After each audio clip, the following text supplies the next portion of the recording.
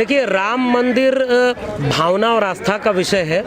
राम मंदिर से शिक्षा और रोजगार नहीं मिलने वाला, ये सब लोग जानते हैं। हम तो इस बात के लिए चिंतित हैं कि आज़ाद भारत की बुनियाद जिस संविधान के आधार पर रखी गई, उसमें मंदिर बनाना राज्य और सत्ता की जिम्मेदारी नहीं थी। उसकी जिम्मेदारी थी विश्वविद्यालय बनाना, उसकी जिम्मेदारी थी नौकरी और रोजगार के अवसर मुहैया कराना, किसान मजदूर को 2 वक्त की रोटी की बात करना। धार्मिक लोगों का काम है मंदिर बनाना, वो धर्म के ठेकेदार जो हैं उनके जिम्मे छोड़िए। आपको जनता ने चुना है तो मंदिर बनाने के लिए नहीं चुना है, आपको मस्जिद बनाने के लिए नहीं चुना है, मॉब लिंचिंग के लिए नहीं चुना है, आपको ये सारे काम करने के लिए नहीं चुना है। आप वह काम तो कर नहीं पा रहे, इसीलिए आप जनता को मूर्ख बनाए रखना चाहते हैं। और दूसरी बात, जब विश्वविद्यालय नहीं रहेंगे, शिक्षा सबको नहीं मिलेगी, तो ऐसे ही मूर्खों की जमात तो पैदा होगी जो मंदिर में जाके कीर्तन करेगी, जो उनको शिक्षा और रोजगार नहीं मिला है तो भी राम का नाम जपेगी। जो 1500 जो फैक्ट्री में मजदूरी करेगी लेकिन कहेगी कि 1500 रुपये मैंने लड्डू बांट दिए। देखिए, अगर नई पीढ़ी के जो शिक्षित लोग हैं वो इस बात को समझ रहे हैं, आम आवाम तो अभी भी सांस्कृतिक तौर पर, आर्थिक तौर पर, सामाजिक तौर पर बहुत पिछड़ी हुई है, तो वो भटकी हुई है। विश्वविद्यालयों में पढ़ने वाली पीढ़ियां इस तरह के छलावे के खिलाफ खड़ी होती, सवाल करती। अगर यह सवाल पूछा जाता तो इनका एजेंडा डाइल्यूट होता।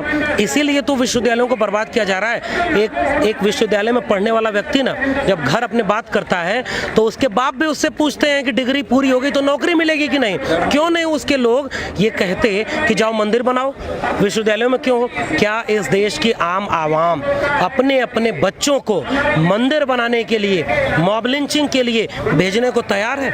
अगर तैयार है तो विश्वविद्यालयों को बंद करो, हर विश्वविद्यालय एक देवालय बनाओ। अगर नहीं तैयार है, शिक्षा, स्वास्थ्य, रोजगार चाहिए, तो मैं कह रहा हूं मंदिर बहुत जरूरी मुद्दा नहीं है। विश्वविद्यालय बनाओ, हर जिले में एक जेएनयू बनाओ, डीयू बनाओ, हर जिले में सरकारी स्कूल बनाओ। सरकारी स्कूलों को बर्बाद कर दिया, वहाँ पर पब्लिक स्कूल बने हुए हैं। पब्लिक स्कूलों में किनके बच्चे पढ़ते हैं? वैसे विश्वविद्यालयों को बर्बाद कर देंगे तो आप जाके देखिए, एमआईटी यूनिवर्सिटी, गलगोटिया यूनिवर्सिटी और ये तमाम तरह के, अशोका यूनिवर्सिटी, शारदा यूनिवर्सिटी, इनमें कौन लोग पढ़ रहे हैं? यही डिग्रियाँ लाखों मिल रही है। तो जो मनुस्मृति का समाज था ना कि पढ़ेगा कौन, ये तय है। अपर कास्ट, अपर क्लास, पुरुष जो नहीं पढ़ेगा, संविधान की वजह से वो सब पढ़ने लगे थे, सवाल पूछने लगे थे।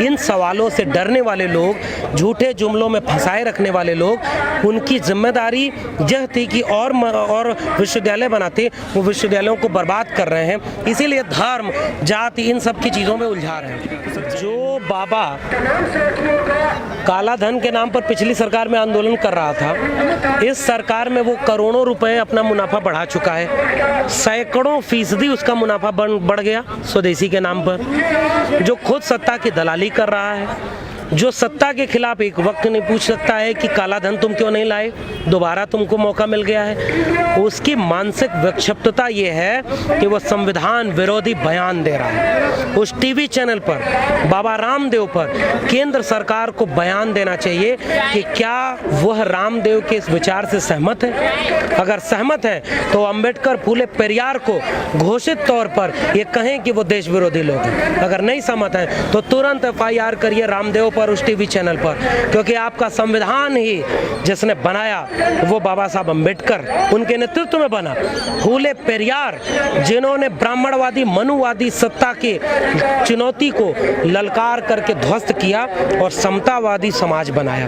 ज्योतिबा फूले, सावित्रीबाई फूले, फातिमा शेख को, और बामसेप में कहाँ लिखा है कि जो अपर कास्ट है जिन्होंने हमारा शोषण किया उनको देश से निकालो? चाहे बामसेप हो, पेरियार हो, फूले हो, अम्बेडकर हो, मंडल हो, कांशीराम हो, इन्होंने क्या सवाल किया? जिसकी जितनी संख्या भारी, उसकी उतनी हिस्सेदारी। इस देश के संसाधनों पर, इस देश में शिक्षा में, रोजगार में, स्वास्थ्य में दलित, पिछड़े, आदिवासी, अल्पसंख्यक और महिलाओं की हिस्सेदारी है कि नहीं है? क्या यह भारत विरोधी बयान है? क्या यह आतंकवाद है? अगर यह आतंकवाद है तो हमें मंजूर है आतंकवादी होना। अगर आतंकवाद नहीं है तो केंद्र सरकार तत्काल ये निर्णय ले कि वो बाबा रामदेव और उस टीवी चैनल के ऊपर एफआईआर दर्ज करती है, क्योंकि ये संविधान विरोधी है, ये बहुजन विरोधी है, सामाजिक न्याय विरोधी है। यही बाबा थे जो कहते थे कि काला धन वापस आएगा, जैसे आपने कहा पेट्रोल 30 से 35 रुपए 40 रुपए मिलेगा, तो कैसे लगता है? ये बाबा काला धन वापस लाया होगा तो अपने बिजनेस में लगाया होगा, क्योंकि देश को तो इसने नहीं बताया कि उसका बिजनेस कई गुना बढ़ गया। ये बाबा अगर पेट्रोल सस्ता पा रहा होगा तो हो सकता है खुद की गाड़ियों के लिए पा रहा होगा। एक बार आम गरीब जनता के बीच जाकर यही बात बोल दो ना, हिम्मत है तो एक बार जाओ, कहो कि अम्बेडकर और फूले पेरियार और ये सारे लोग आतंकवादी हैं। नहीं हिम्मत है। सर एक चीज़ और है, ये बाबा थे जो दुनिया को कहते हैं कि स्वदेशी अपनाओ, स्वदेशी अपनाओ, स्वदेशी अपनाओ, और जब इनके घुटने में कुछ होता है तो ये जर्मनी में जाके उसको अपना इलाज के लिए जाते हैं। देखिए, ये मानसिक रूप से विक्षिप्त लोग हैं। ऐसे ही विक्षिप्त लोगों की प्रतिशत और बढ़े, ऐसे ही संविधान विरोधी सांप्रदायिक लोगों का प्रतिशत और बढ़े।